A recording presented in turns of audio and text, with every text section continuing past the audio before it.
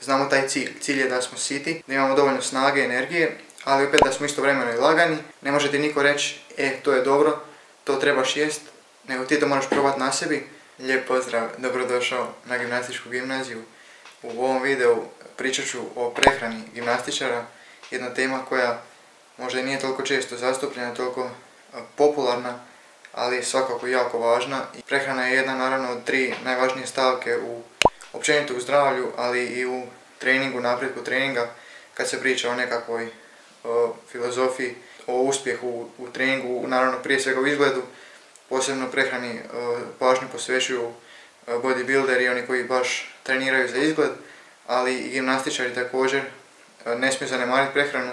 Prehrana je jedan od važnijih segmenata, iako naravno možda čak i nije najvažniji, ali ima dosta utjecaja i meni osobno dosta mi je pomoglo kad sam promijenio svoj način prehrane, o kojem ću pričati u jednom od idućih videa. Sad ću općenito pričati o prehrani, a kako prehranu prakticiraju općenito gimnastičari, kako bi trebali prakticirati, ali svakako prehrana je jedan od najvažnijih dijelova, dakle trening, odmor i prehrana jako su važni. Sad prvo ovdje ću pričati o prehrani, pa ćemo kasnije pričati o odmoru, naravno o treningu pričamo i cijelo vrijeme, tako da sad ono što je prva stvar o kojoj treba naglasiti je što je uopće cilj prehrane. Dakle, kad općenito šta god radimo, kad nešto počneš raditi, bilo koju aktivnost, treba se zapitati koji je cilj toga, ima li to smisla, zašto bi to uopće radio, a onaj glavni cilj, naravno prehrane gimnastičara, je da nam da snagu, energiju, da možemo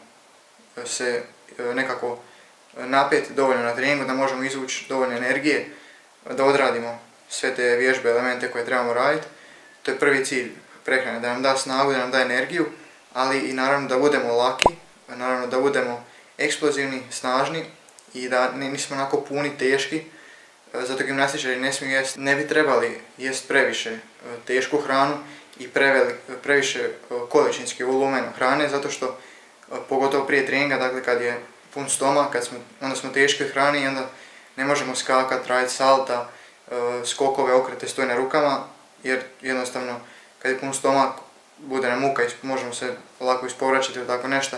I zato je važno da pogotovo prije treninga prehrana bude relativno lagana, ali opet ta lagana prehrana mora biti dovoljno zasitna i mora dati dovoljnu energiju, dakle da imamo snage, da ne budemo gladni na treningu i da sad krulji nam stomak i da razmišljamo stalno jedva čekamo jest, a ne možemo se fokusirati na trening. Zato je važno da prvo znamo taj cilj. Cilj je da smo siti, da imamo dovoljno snage i energije, ali opet da smo istovremeno i lagani i da možemo raditi sve ono što trebamo raditi na treningu. Kad smo riješili taj cilj prehrane, onda ono što je druga stavka prehrane, posebno kod gimnastičara, je važno da jedu manje količine u jednom obroku. A to radimo zbog toga da postignemo ovu lakoću koju bi dobili zbog prehrane. Dakle, kad jedemo manje količinski u jednom obroku, onda ćemo moći biti lagani. Nećemo imati pun stomak i moćemo imati tu lakoću na treningu i istovremeno imati snagu.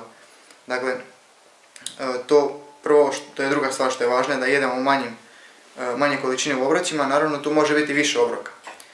To je sad stvar osobne preferencije, nekom je potrebno 3 obroka u danu, ili dovoljno, nekom je dovoljno 4, nekom je potrebno 5 ili 6 obroka, to sve ovisi od osobe do osobe. Meni osobno nekad ovisi od dana do dana, a nekad u redu sam i sa 3 obroka u danu, ali to je jako rijetko, najčešće mi treba barem 4 ili 5 obroka u danu, koji su tako manji, dakle 4-5, nekad čak i 6 obroka u danu, ali recimo 5 je nekako ono što za mene osobno radi najbolje i onda uglavnom nisam nikad gladan, uvijek sam sit, imam energije, ali opet moram paziti da u jednom obroku ne pojedem previše, da ne budem onda pretežak, pogotovo prije treninga. A sad ćemo pričati uskoro o tome kako jesti i kada prije treninga. Dakle, sad kada pričamo o obroku prije treninga, to je naravno opet uvijek treba paziti da posebno u ovom obroku prije treninga ne jedemo previše, da ne bude punog stomaka, da ne radimo trening na pun stomak,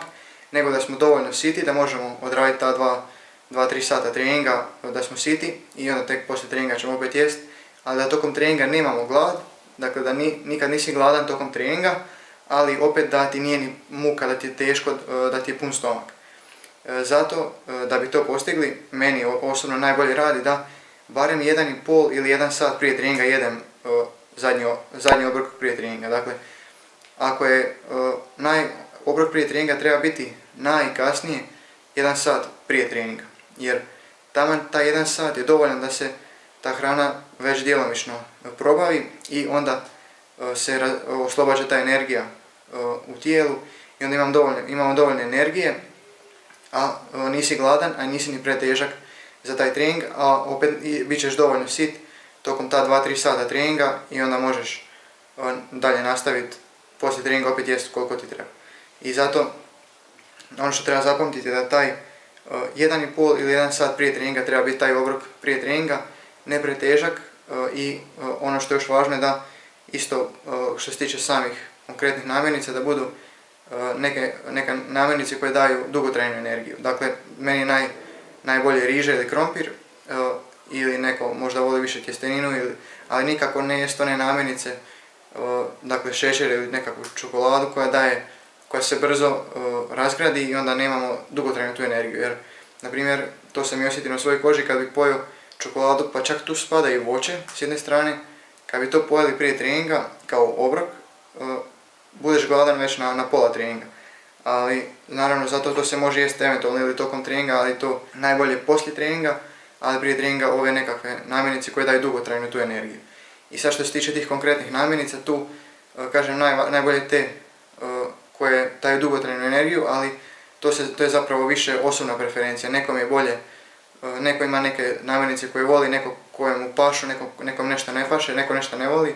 I zato tu sad što se tiče konkretne prehrane gimnastičara, to ovisi od gimnastičara do gimnastičara, šta voli, šta jede, šta može jesti, šta je na raspolaganju. Tako da to konkretno je osobna preferencija, ali kažem nešto što će ti dati najdugotrajniju energiju. I ono što je još po meni najvažnije je da uvijek jedeš ono što tebe čini da se osjećaš najbolje. Dakle, ono što tebi paše, od čega se ti osjećaš najbolje, da imaš najviše energije, da si sit najduže, da se osjećaš onako snažno, zdravo, to je najbolje da jedeš. Dakle, to moraš pronaći sam za sebe i evo ja sam isto to dosta istraživao i dalje istražujem sam za sebe, svaki dan probavam i uvijek treba usavršavati, istraživati nešto što će ti pomoći da možda budeš bolje, da se osjećaš bolje, da budeš sitiji, zdraviji, jači, a to trebaš ti pronaći za sebe i to samo ti najbolje znaš za sebe. Dakle, ne može ti niko reći, to je dobro, to trebaš jest, nego ti to moraš probati na sebi i onda kad probaš, ako se ti osjećaš dobro od toga, ako možeš dobro trenirati, kad to jedeš, onda je to dobro za tebe. A dok to ne napraviš, ne možeš znati je li to dobro ili nije dobro za tebe. Tako da, to je ono nekako po meni najvažnije, da zapamtiš da jedeš ono što tebi najbolje paše, od čega si najsitiji i od čega se osjećaš najbolje i najsnažniji. Tako da, to je ukratko da kažemo o toj prehrani gimnastičara. Nadam se da je bilo korisno i da ćeš najviše slušati sebe i probavati na sebi i biti sam zapravo svoj savjetnik, da znaš šta tebi najbolje paše. Hvala ti što si pogledao ovaj video, vidimo se opet u sljedećem videu.